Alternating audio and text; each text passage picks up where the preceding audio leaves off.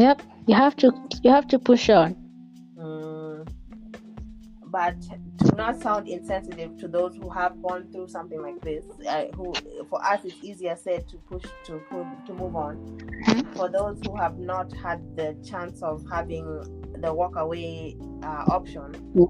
I really it's sensitive, and as always, we are going to continue to do what we can on our platforms so that we can at least provide a voice. Lakini that's as until we're in a better position to do more. That's the most that we can do at this moment. But it's sad to see like the gender-based little organizations that are being developed in Kenya, then they'll fall into some problems. Like they're not able to connect with people, they're not able to have the phone calls, like little issues, like with technical issues. Yep. They're there. The bodies are there, but the actual functioning is a problem. You can't get to victims. You can't talk to them. You don't have money to support or just to get kits and stuff like that. It's like they're purposely being underfunded. Exactly. So that things. So that they don't run. They don't offer the assistance they're supposed to offer. Okay, on how like you can just see the chain, the chain of commandments, or whatever you'd call it. Like you can see how low that this issue has been made. Like until now, they feel like, oh, we can underfund these people so that they're not able to aid, and they're not able to connect, or they're not able to reach the masses. Ay. It's messed up at the moment. Yeah, but not for long, because as 2020 has proven that people are going to be exposed.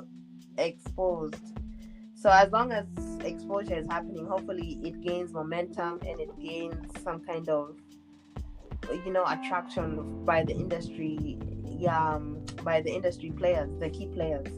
Because the younger the industry key players are, the better chances we have of getting our message across. Like if these are old people, old men especially, who are running this whole thing, it will just not be good.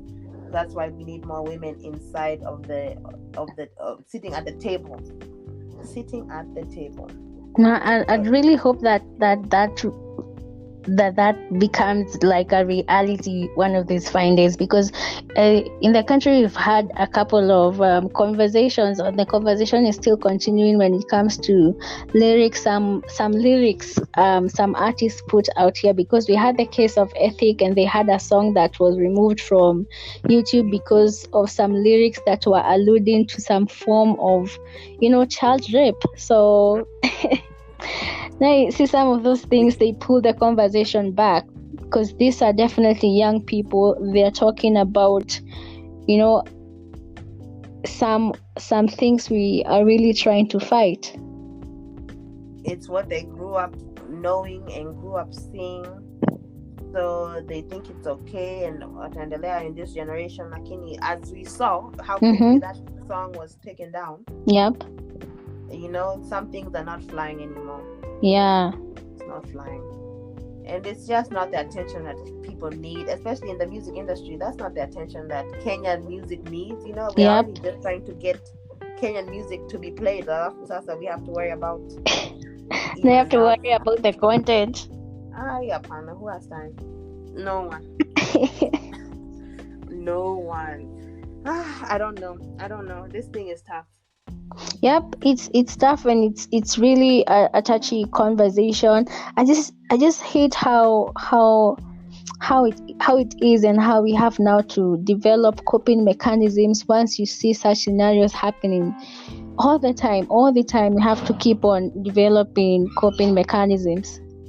Yeah, but it's an ever-changing world. So yep, hopefully the change will be good this time. Yep, hopefully. And it's good change. Exactly. But we have always been survivors, so tunajua kusurvive. We know how to survive. Kabisa. So, Kabisa. But as long as we continue to spread the conversation, hopefully we can help people, help people with these issues. And this is something we also discussed on Shika Vibe, which is a sexual forum that I founded and we are developing. And it's just something that needs to be talked about. We have had some really prominent people in the industry come on our platform and talk about their issues, their experiences, and we just continue this conversation on every platform that I have. And yeah, I just will do what I can, because my end all goal is to eventually begin my own little thing where I'm providing my rape kits and all of these things, like, because if it's just a matter of money and exposure, I think it's something that can be hacked. Lakini it's just having to deal with these other people who are holding the keys to the gate. Definitely. Definitely, I definitely agree with that. So I really just try and keep up with the conversations on Shika Vibe, just to just have to have more information on everything that's happening, especially on these very serious and complex topics. Yeah, because it's not something we can tackle in one day or one conversation. Like, if it's ongoing, we can possibly gain the proper attention and even start a movement, like, one day at a time. Yep. As always, Pesh, I can't wait for the rest of our conversations. I can't wait. It has been definitely amazing to converse with you about this one, especially such a touchy one, yet such a necessary one. Yeah, thank you for having me. Yes, as always, it's been good.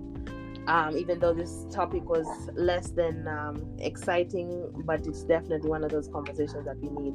Yep. So hopefully more women are inspired by this conversation, and it inspires a series of conversations. Exactly. Yes. As we close out, go ahead and drop your socials for the guys.